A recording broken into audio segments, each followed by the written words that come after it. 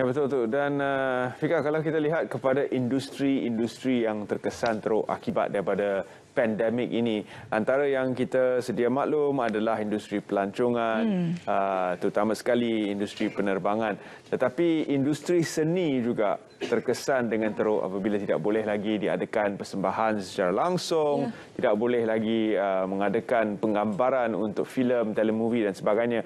Ataupun sebelum ini diadakan namun wujud SOP baru yang memberikan satu lagi cabaran untuk industri kreatif. Jadi sehubungan dengan itu, wujud dana untuk membantu industri kreatif sedikit sebanyak kembali kepada keadaan asal, dan ia telah pun dirangka di bawah belanjawan yang lepas. Selain daripada Prisma, kita ada satu lagi inisiatif, iaitu Cendana untuk industri kreatif. Jadi kita akan berbicara mengenai inisiatif ini bersama dengan Puan Izan Satrina Muhammad Salihuddin, Ketua Pegawai Eksekutif Cendana, Agensi Pembangunan Ekonomi Seni Budaya. Assalamualaikum. Waalaikumsalam, Syafika. Selamat pagi, Terence. Selamat pagi, terima kasih kerana bersama kami. Mungkin masih ada lagi yang belum kenal dengan Cendana. Jadi mungkin kita boleh huraikan terlebih dahulu apakah fungsi Cendana sebenarnya sebagai sebuah agensi yang berfungsi untuk membantu industri kreatif.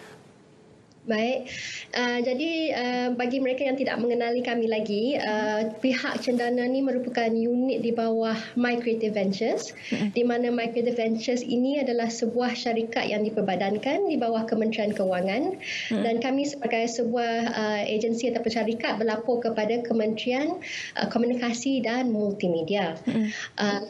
Sebagai Cendana fokus kepada sektor seni budaya dalam sektor seni persembahan, seni visual, music independent dan juga craft untuk penggiat-penggiat seni di mana hasil kerjanya bertumpu di ruang berskala kecil dan sederhana, kurang daripada 500 orang, dan juga tempat awam. Tapi tak kala pandemik ini kami juga fokus apabila mereka juga membuat persembahan secara maya. Sebelum kita masuk lebih mendalam lagi mengenai inisiatif Cendana ini, bagaimana sebenarnya kesannya terhadap pandemik COVID-19 ini kepada penggiat industri khususnya, Puan? Jadi Syafika, tahun lepas kami ada buat tinjauan, dua tinjauan tatkala pandemik MCO pertama ya. Jadi impak yang telah kami kajikan dalam tinjauan impak COVID-19 kepada seni budaya, serta impak sama ada penonton akan kembali kepada aktiviti dan venue-venue seni budaya, kami telah mendapati bahawa 93% daripada golongan artis dan pekerja tadbir negara telah terkesan secara negatif oleh COVID-19, dan 70% daripada mereka telah hilang hampir semua atau hilang hampir semuanya punca pendapatan mereka atas pembatalan platform aktiviti seni budaya mereka.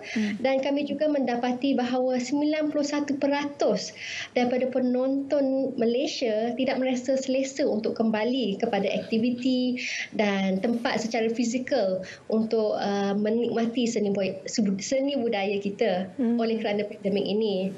Tapi kami pelbagai usaha kami buat, and you know why, because kita juga mendapati bahawa 77% halayak ramai bersetuju dan amatlah bersetuju bahawanya seni budaya telah membantu mereka dalam kesejahteraan mereka itu, dan mereka amatlah bersetuju bahawa seni budaya adalah antara keperluan penting dalam kehidupan mereka. Jadi kami dalam sektor seni budaya ni ianya bukan sahaja pure entertainment, tetapi juga sebuah sektor yang memberi pekerjaan kepada ramai seni budaya penggiat kita. Ya, dan kesan itu kita boleh lihat secara nyata apabila ada ahli-ahli muzik yang terpaksa menjual alat-alat muzik mereka semata-mata untuk meneruskan kelangsungan hidup. Jadi bagaimana sebenarnya inisiatif ataupun dana yang diperuntukkan melalui Cendana ini dapat menyokong artis-artis yang bergiat dalam dunia seni ini? Mungkin seni yang mereka bawa itu adalah niche ataupun adalah sesuatu yang sangat memerlukan pengamatan yang spesifik dan khusus, dan disebabkan oleh pandemik ini mereka hilang punca pencarian akibat daripada tidak ada persembahan secara langsung yang boleh mereka adakan. Ya, Terence, pada tahun lepas pihak kerajaan telah mengumumkan penyaluran sebanyak 225 juta di bawah plan penjana. Ianya telah disalurkan kepada pihak My Creative Ventures dan juga MDEC. Daripada bukan tersebut, Cendana telah menerima bajet sebanyak 10 juta bagi membantu pegiat kita dalam sektor seni persembahan, seni visual, muzik independen dan kraft. Saya fokuskan, emphasiskan kepada sektor ini kerana sektor-sektor lain ditadbir urus oleh My Creative Ventures ataupun MDEC. Jadi di bawah usaha penjana tersebut, kami telah meluluskan dana 10 juta ini kepada lebih daripada 500 penggiat seni budaya dan pekerja tadbir negara, di mana usaha-usaha mereka walaupun maya ataupun secara fizikal dapat memberi pekerjaan kepada lebih daripada 3,000 artis dan pekerja tadbir dalam usaha ini. Dan di bawah KKMM, Kementerian Komunikasi dan Multimedia, usaha ini dilangsungkan pada tahun 2021 dan kami juga memberi dana geran sebanyak 7 juta pada tahun ini untuk membantu sektor kita. Bila kita bercakap mengenai inisiatif dan juga geran, tapi persoalannya di sini ialah bagaimana sebenarnya untuk kita mendapatkan inisiatif dan juga geran ini, Doktor? Jadi Syafiqah, pada tahun lepas dan tahun ini ada usahanya daripada program adalah sama. Jadi konsistensi bagi sektor seni budaya ni amat penting. Jadi mereka boleh mendapati maklumat lanjut melalui cendana.com.my, di mana kebanyakan dana geran tahun lepas telah diberikan, tapi dana geran tahun ini pada first half of the year pun telah diluluskan. Jadi sebagai asasnya mungkin saya dapat berkongsi bahawa para penerima manfaat yang merupakan artis dan pekerja tadbir kebanyakannya berasal daripada Selangor, Kuala Lumpur, Pulau Pinang, Johor, Perak, Sabah dan Sarawak. Dan artisan daripada sektor kraft kebanyakannya daripada Sabah, Sarawak, Kelantan, Perak, Johor dan Kedah. Jadi dana-dana ini telah pun disalurkan, tetapi usaha ini kita harap dapat teruskan pada second half of the year, bergantung kepada peruntukan yang diberikan, dan semuanya adalah melalui laman sesawang Cendana. Adakah ia terhad kepada penggiat ataupun juga melibatkan venue seperti yang kita lihat KLPAC merupakan antara venue-venue yang merancakkan dunia seni di Kuala Lumpur ini, tapi disebabkan oleh pandemik mereka juga terkesan. Jadi ada beberapa venue seumpama itu di seluruh kawasan Kuala Lumpur dan juga mungkin di hub-hub lain seperti Pulau Pinang dan Johor Bahru. Adakah venue-venue yang menjadi destinasi para peminat seni satu ketika dulu juga boleh mendapat manfaat daripada dana ini? Terima kasih, Terence. Itu antara soalan yang penting kerana saya rasa daripada segi usaha kami dalam memelihara pekerjaan adalah juga untuk memelihara ruang seni budaya dan hub-hub sebegitu. Jadi antara usaha kami dinamakan Arts Venue Recovery ataupun program pemulihan ruang seni. Kami membantu penggiat untuk membayar sewa tempat ini untuk 6 bulan, untuk membayar utilities mereka dan juga kos sanitasi dan pemasaran, agar selepas ada kelonggaran daripada segi sekatan MCO ataupun PKPB, BKPP ataupun PKP, ada ruang yang kita boleh kembali kepada. Jadi memang ya betul ada that program to support the venues, tetapi juga venue-venue seperti KLPAC kami juga memberi geran sederhana ataupun besar, antaranya 100,000 untuk mereka berlangsung kepada secara 6 bulan sehingga setahun, agar mereka sentiasa ada untuk khalayak ramai serta penggiat kita. Baik. Bila kita menyebut pasal geran, kita tahu jumlahnya berapa. Ada yang mungkin boleh mencecah sehingga ke ratusan ribu. Tapi sebenarnya perinciannya bagaimana? Apakah program yang boleh dilaksanakan menggunakan geran dan juga inisiatif ini sebenarnya? Jadi di bawah plan penjana dan juga bawah plan Prisma, di bawah kelolaan KKMM, kita mendapati ada beberapa program yang lagi senang mungkin untuk lagi ramai penggiat seni kita tap on. Ianya adalah program pembiayaan karya kilat di mana ia memberikan geran kecil 1,500 hingga 3,500.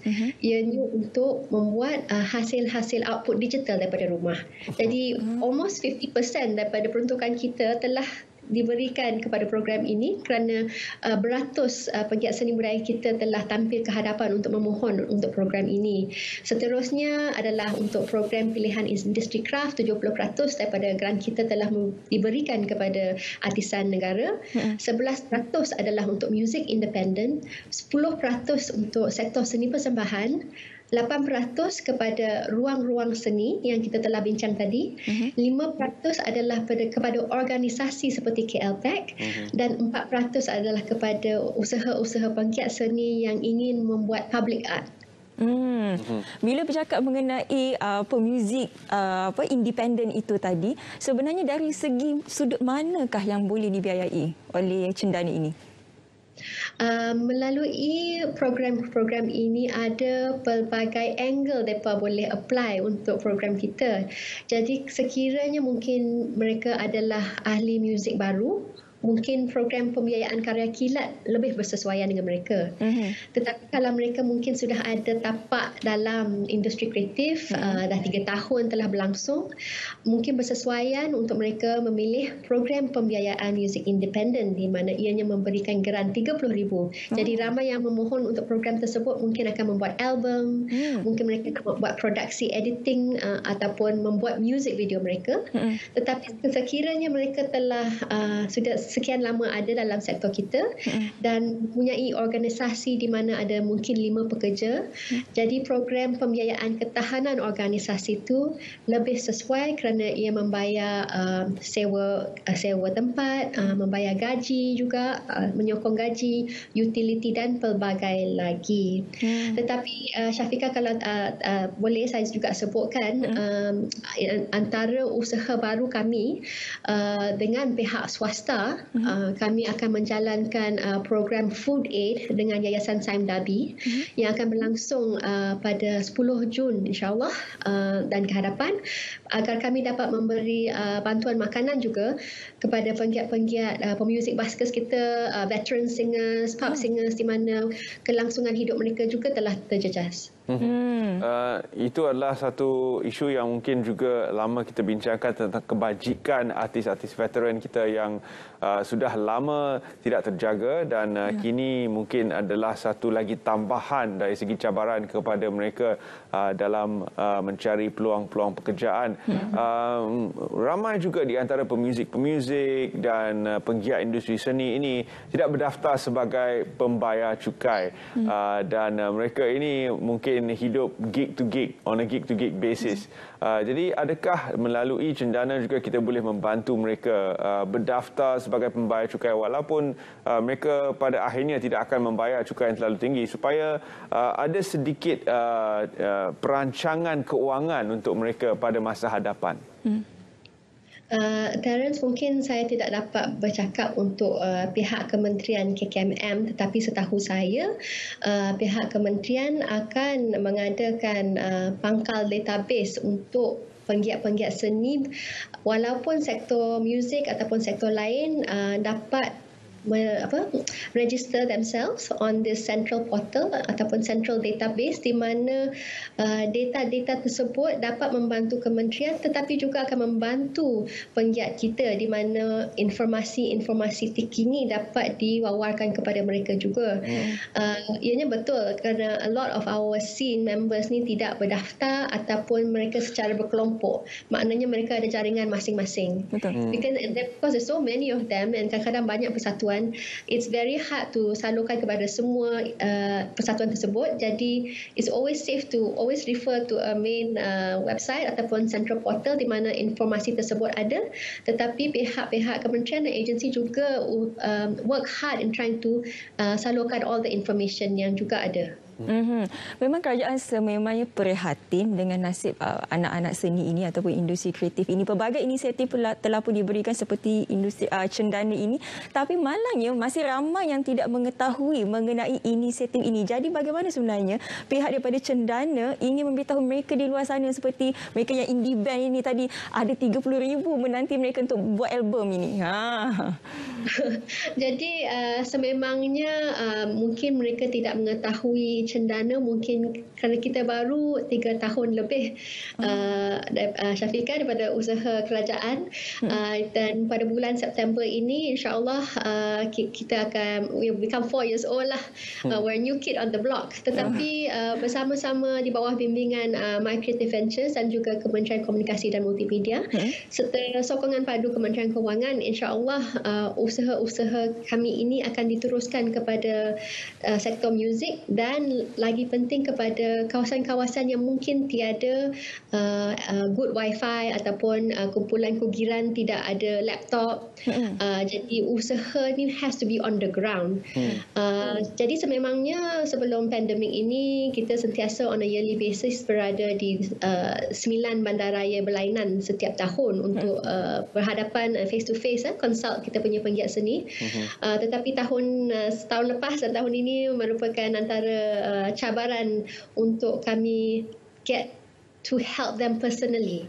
Dalam sektor seni ataupun sektor muzik, saya rasa face to face adalah paling efektif kerana ia memberi confidence kepada penggiat seni tersebut, tetapi juga penggiat seni tersebut mungkin rasa lebih comfortable bercakap secara face to face dan bukan secara taklimat secara ramai-ramai.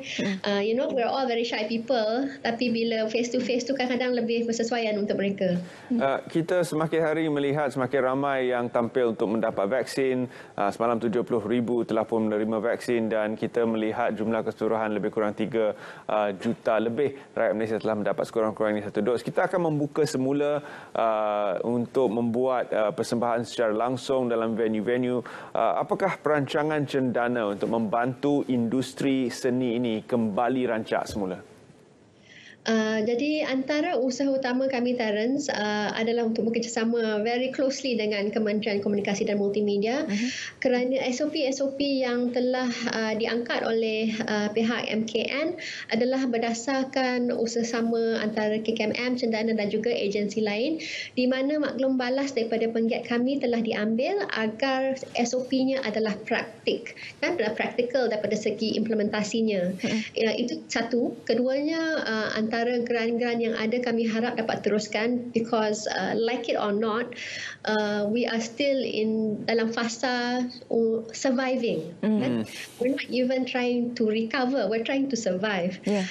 Jadi dana-dana tersebut adalah amat penting daripada pihak kerajaan dan juga pihak swasta. Jadi kami menggalakkan sekiranya pihak swasta dapat tampil ke hadapan untuk bekerjasama dengan kami dalam sudut dan aspek berlainan. Kami sedia menerima dan membantu sektor kita.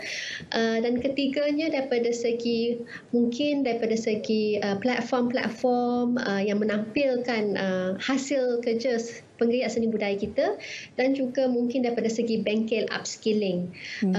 This will continue to support our scene, not only daripada segi geran sahaja yang saya tahu kami telah fokus kebanyakan perbincangan kita pada hari ini. Terima kasih.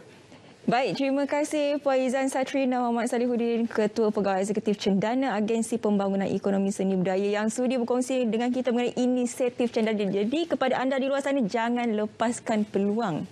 Banyak sebenarnya inisiatif yang diberikan oleh kerajaan untuk terutamanya penggiat-penggiat seni yang independen ini. Ya, betul.